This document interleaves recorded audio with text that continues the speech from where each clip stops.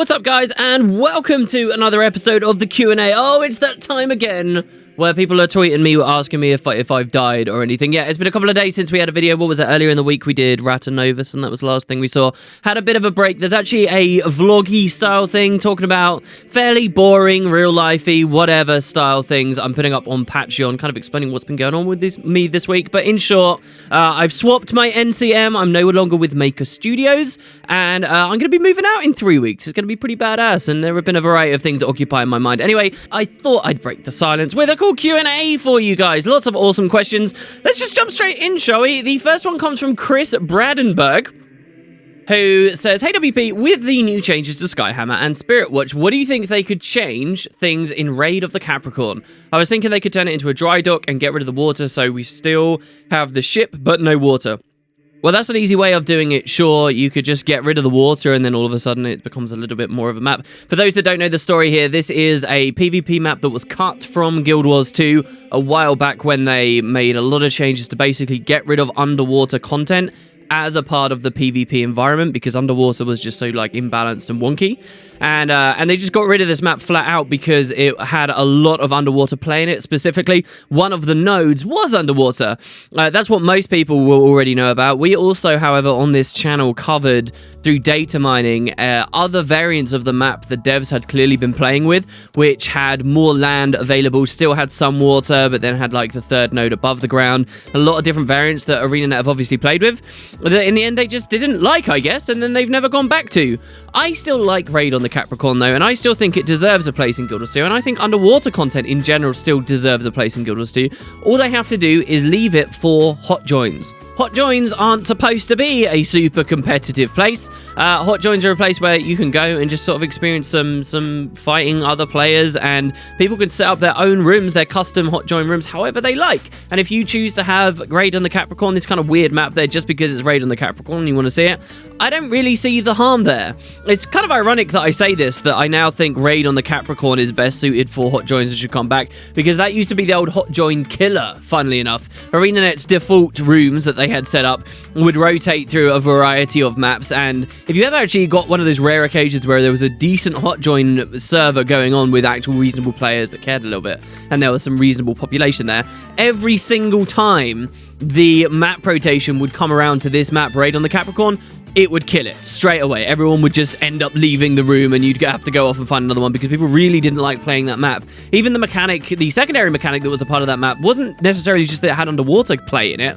It was also that there's a cannon that you could load with cannon fire and then you could shoot at two of the nodes, which is pretty cool. Kind of like a weird version of Treb and a kind of a weird version of the Skyhammer.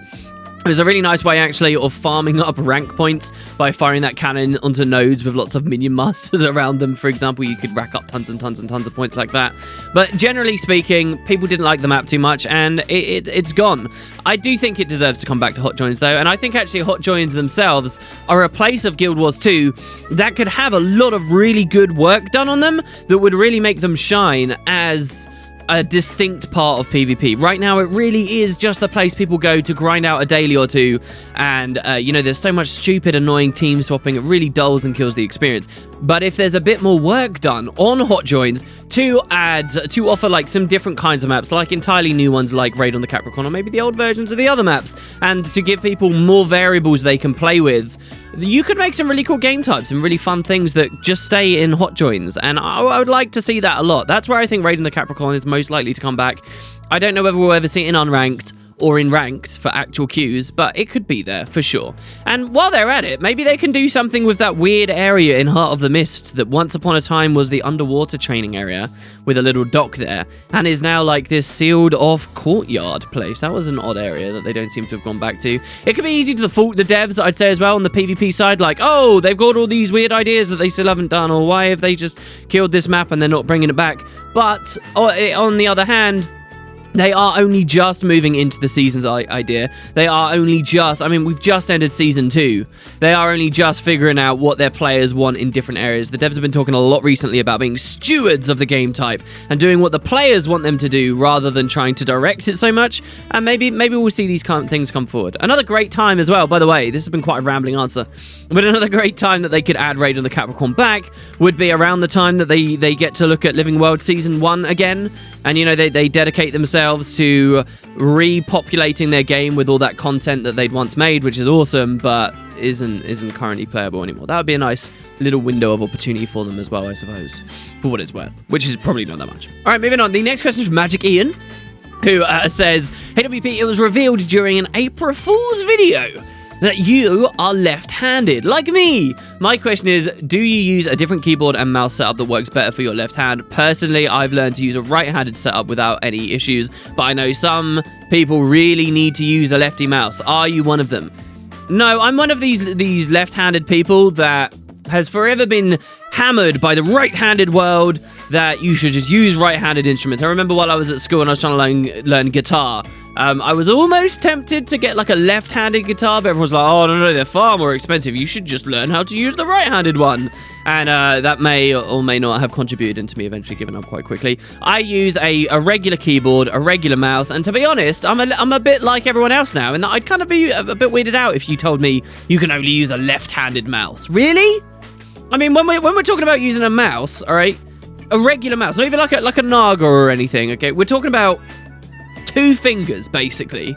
Left click and right click. And you're telling me because you're left-handed, you have to use a whole different mouse, specifically because you don't know how to click? You don't have the dexterity for that? That seems really weird to me. I don't know. I've not really looked into it. I have a regular keyboard, regular mouse. If I were to go into the world of doing things differently, though, it wouldn't be to get a left-handed mouse, I don't think. I think what I'd do is, I can't remember what they're called, but I'd get one of those keyboards that has a completely different like button layout. Is it a different keyboard or can you do this in software? But I'd get one of those keyboards that has the actual alphabet written in a different way and placed differently. For those that don't know, because that can have some real tangible effects on increasing your efficiency as a typist. So for people that don't know, the current keyboard you've got, if you look down at it right now, the QWERTY setup, you know, QWERTYUIOP, next row, ASDF, blah, blah, blah, blah, blah. You might never have taken the time to wonder why the keyboard is constructed in this way. And it's not necessarily because it's very good for us as typists today. It's really an artifact of the old mechanical typewriters that when you pressed a key, it would have that big arm that would swing forward to hit the paper with the ink. Now, what would happen if you just went like with a regular alphabet that went A, B, C, D, E, F, G, blah, blah, blah, blah, blah, across the 3 rows? As people would type, because too many vowels were too close to one another, as you type quite often, these mechanical arms would hit each other and it would jam, and that would slow down how fast you can type. So what they did instead was design this kind of weird QWERTY setup, which deliberately separated out some of the most frequently pressed letters so that these old mechanical typewriters wouldn't jam with the arms. But obviously that's not what we care about anymore in the modern electric world with our keyboards of today. So the QWERTY setup is only being used because that's what people are used to. That's because, oh, this is the kind of layout that I already know, so these are the ones that are going to sell. But there is actually other setups that you can touch type much faster at. It just means learning the layout of your keyboard all over again. And if you've got the time to do it, then forevermore, for the rest of your life, as long as you're using one of those keyboards, you are going to be a much faster, more efficient worker in everything you do. Pretty cool, right? I mean, that's exactly the kind of thing that's well up my alley. I'd love to do that. But here's the other thing. I don't even know how to touch type. I mean, just learning how to do that is probably the first thing on the list. And as everyone ends up struggling with, I guess, we all think these are cool ideas, but actually getting the time to sit down and force yourself to go through that learning process is something many of us don't have the time really to do. Maybe one day I will. And that would be the change I make. Nothing to do with being left-handed. Being left-handed is cool though. I automatically like you more if you're left-handed. Next question is from Sarvesh Gaming, who says, "Hey WP, after your Zin video, I can't stop thinking about the blurry space above the Ratasum map. Since it's also next to Ratanovus, and you speculated about it being a part of Living World Season 3, do you think we'll get a new map there? It's big enough for a small map, or do you think it will be a part of the Tangled Depths, like they're releasing the map in separate parts like they did with Dry Top and the Silver Waste?" Well, yes, first of all, I do think... So what we're talking about here, for those that don't know, is, as far as I understand, the area to the left of Metrica Province, this kind of blurry space where obviously we could have a map in the end. I do think that is a great candidate for a Living World Season 3 map. I had someone on my comments the other day saying, insider information reveals that we're going to the Fire Island chain. Ideas like that are all very cool, but speculative and have no real proof behind them just yet. So for now, I still think that map, that area of the world, is still a great candidate because it's like Heart of Thorns gave us this area of the world to explore, and we've got this weird, obnoxious hole here. Why don't we fill this in? Plus, the story seems to be leading to it. It seems that the devs specifically set it up that the inner city of Ratanovus would be there. So yeah, we could get a map, and whether they then split that into 2 smaller ones, I don't know. They could do that. Don't forget, the way that they released Dry Top to us initially, it wasn't like the Silver Wastes, and it wasn't like South Sun Cove, and it wasn't like any of the Heart of Thorns maps. It was one map, but it was slowly unveiled. It was just a small section of that one map, then a little bit more, then a little bit more, then a little bit more. So if in Living World Season 3, we end up going into the inner city of Ratanovus, they can easily give us a new map, except it's just a few chambers of the inner city of Ratanovus. Then maybe a week later, one of those doors magically unlocks. You know how these ley line magical events are weirdly, oddly spreading right now? Well, the same thing could happen there. Oh, and now we're in some more of it, and now we're in some more, and now we found the back exit of Ratanovus's inner chambers, and we're outside. And they can quite organically make what seems like a small map at first, and slowly through updates roll it out into a bigger thing. But here's the thing, much of what I just said could be worth nothing because we just don't know how Living World Season 3 is going to be delivered. Living World Season 1 didn't work for them. Living World Season 2, long term, was way too much effort for the devs, burned them out, and didn't work for them. And all we've heard of Season 3 is once again that it's not going to be as much as Season 2 was. So what's Living World Season 3? Can we expect Dry Top and Silver Waste? Are those valuable comparisons? And I really don't know. I've not got a clue. And so it really is up in the air, and it's going to be really interesting to see how things go for these next 2 months, because no one, except those at ArenaNet, can truly predict the kind of maps we're going to get, the places that we're going to go, or the size of the content. All signs so far point to it being smaller than Dry Top and the Silver Waste, though. And yeah, that's not a great thing to think about, but it's the honest thing.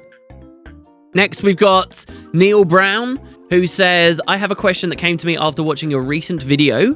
Which Elder Dragon is next, involving the Water Elder Dragon S?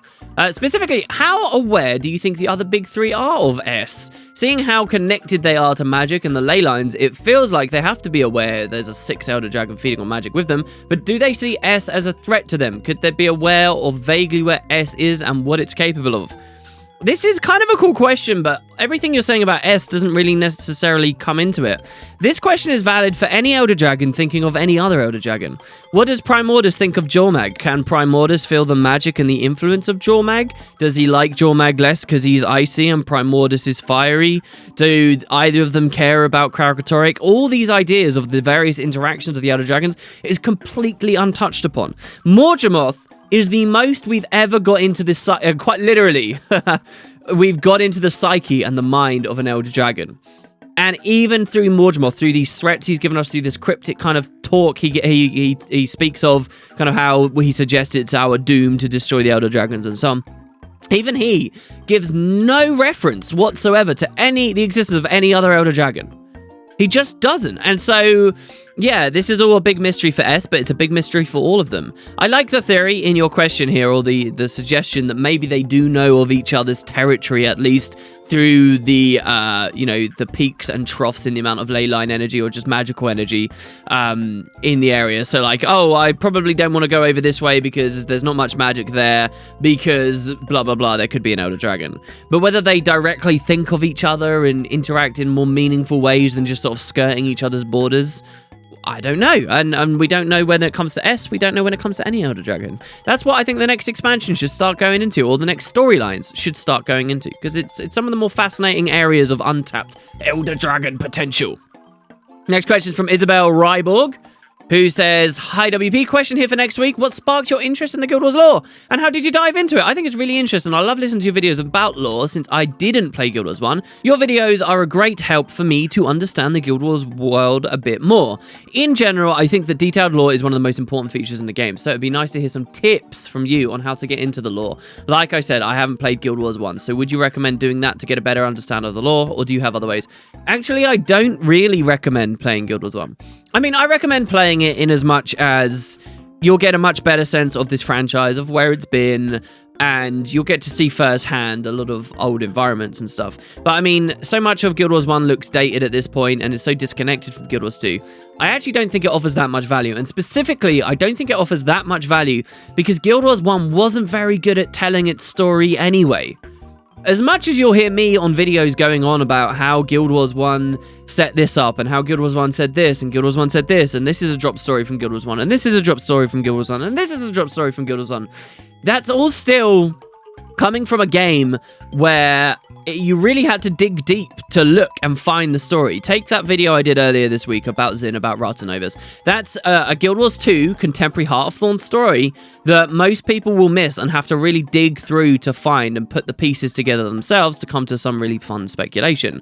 Most players who play through Heart of Thorns won't do all of that about Ratanovas. They'll probably get as far as wondering, hey, what happened to the Ratanovans? But that's about it. Right? And Guild Wars 1 was very, very, very similar. It didn't have the systems in place to tell its story in a really, really, really good way. In some ways, it had fantastic systems in place, like its traditional questing, like its, flavor text at every little outpost. Even its, though they weren't everywhere and they weren't used that much, and I'd be a fool to convince you they were used loads. But even the way that Guild Wars 1 used its little lore books to tell stories and summaries of its areas, Guild Wars 1 still wasn't too good at telling its story. So how did I get into the lore? If it wasn't because Guild Wars 1 was amazing at telling that story, and it's not because Guild Wars 2 is amazing at telling a story, how did I do it? Well, it was the wikis. That's my number one suggestion to you. That's how I learned what I know. It was the wikis. It was essentially, I did a playthrough of Guild Wars Prophecies, then Factions, then Nightfall, then Eye of the North, where every single new area I went to, I went on the wiki, and I went to the wiki pages for every character I met, for every area I went to, for every monument I found, for every landmark, for every artifact, for whatever. And the wikis are these wonderful things where you can obviously find a link that will take you to something else interesting that's related, and then something else, and then something else. And you can spend hours on the wiki. And as long as you're grounded in this progression as you go through the game, whether it's Guild Wars 1 or Guild Wars 2, doing as much stuff on the wiki as possible will teach you a ton about the game. And eventually, you'll start to draw the connections yourself too. Don't forget, you can access the wiki really easily in-game as well by just typing /wiki and then whatever. So, there is a little bit of integration there as well in Guild Wars 2. That was my primary way of doing it. And after long enough, you'll start to know a lot of things yourself. And that was the best way that I learned it, really. And hats off to everyone who's contributes to the wiki and has allowed people like me to have that experience. If the wiki didn't exist, there would not be a wooden potato sitting down doing a Q&A right now talking to you, because I would have just moved on from Guild Wars 2 and never cared about its lore in the first place. I just frankly wouldn't have. Next question is from Jared Strife, who said, what do you think about the idea of having the top 3 World vs. World North America, European, and Chinese servers battling out in a type of World vs. World tournament? Would it work or would it fail? Well, my understanding of an idea like this is that it wouldn't be great because of the time zone differences, right? And people would just, these people would nightcap these people, then these people would nightcap these people. It wouldn't necessarily be a very interesting tournament. I think that's the primary reason that we don't see the cross. But I'm guessing also server infrastructure and lag, and one of these 3 regions is probably on the hosting servers, right? So one of these regions has significantly better latency and significantly less prone to being disconnected and having internet issues, which can get really bad in World vs. World, as we all know. So I think keeping World vs. World within servers within their regions has always been very important. I don't think we'll ever see this happen. But I picked this question for another reason, and that's that you brought up China. And it's interesting to think about how China's doing on the World vs. World scene right now, and how their servers are doing, because isn't the Chinese participation even in PvP side stuff getting quite marginalized at this point as well now? So I have heard before that World vs. World is one of the bigger areas that the Chinese player base enjoys playing, but it's weird to think, I mean, would there even be a big enough Chinese population of Guild Wars 2 players that would want to do this? I don't know. Maybe you guys can leave some comments on that. Next question is from Jaina, who said, when talking of world bosses, what do you think of the state of Triple Trouble right now? I think this question came because last Q&A we were talking about world bosses a little bit, but I didn't really fixate on Triple Trouble too much. Well, what a coincidence.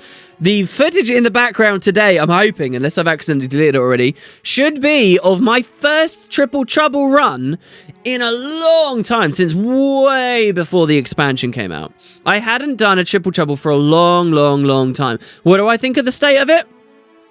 Well, I think as long as there are guilds that are still happy to run it and are still finding enthusiasm in it and still dedicated for it and having fun, then it's valuable content there in the game. But I can understand why this question would come up and why people might raise an eyebrow at it, because the percentage of the Guild Wars population who are still running this content must be so small at this point.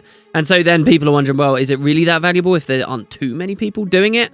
Because, I mean, here's the fact. Triple Trouble is I would say, out of every single thing in all of Guild Wars 2, the biggest barrier to entry if you, as an individual player, want to organize your own run of it and succeed at it.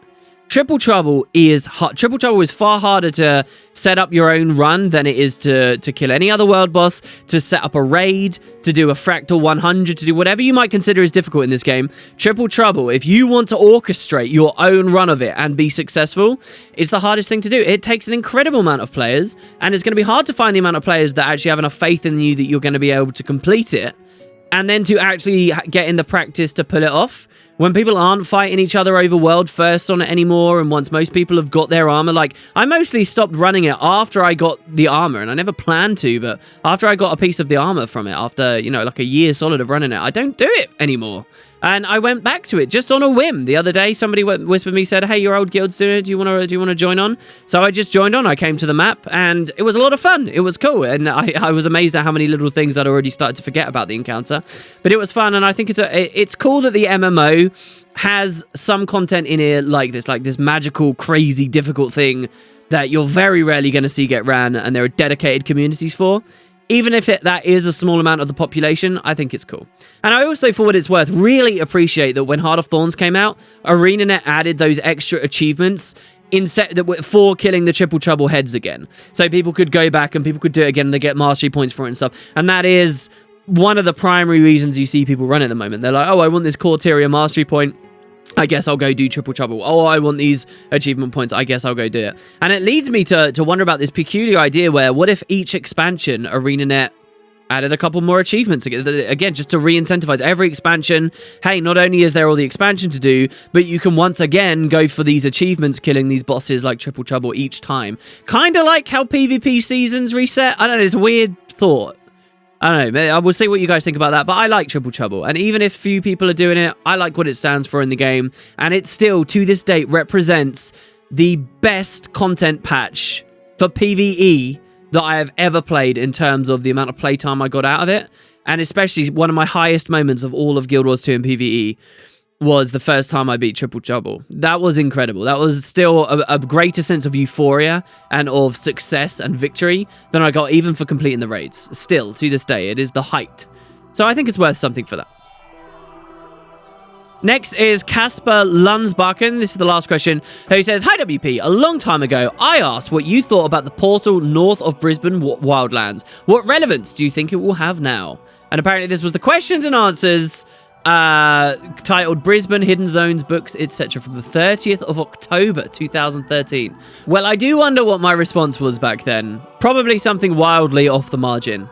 But these days, I think we actually have more reason to speculate about that bridge being built than we ever have before. Even though it seems like we've gone to all different maps and so on, we're far away from Brisbane, there is one simple fact that still makes this bridge relevant, and more relevant today than it ever has been. More relevant in my answer right now than my answer in 2013. And that is the fact that the raids are dealing with bandits who are known to be connected with the bandits from Brisbane Wildlands, the same bandits who are building that bridge.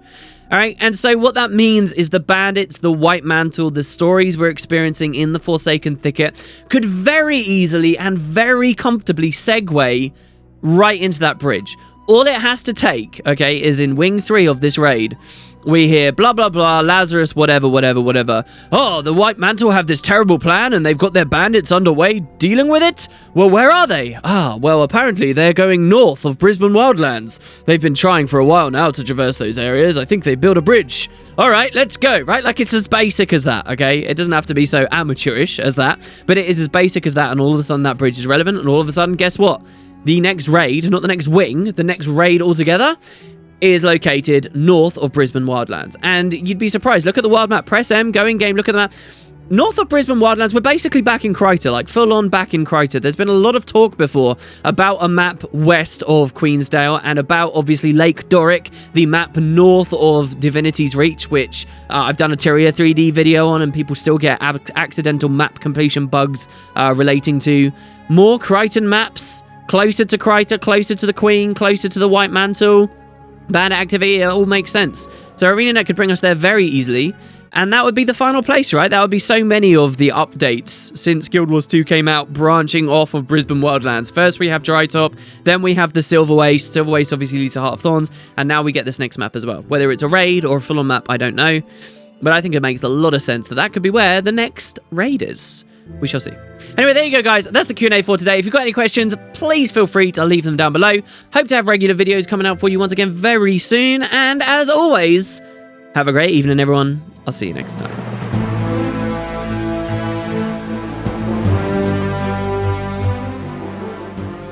Simple tools. Although not as old a race as the dwarves, they were a far more active one, spending their time on constant invention, experimentation, and the dissection of magic itself. According to the records of the eldest archivists of their race, there were at least 6 cities as large and grand as Ratasum in the Asura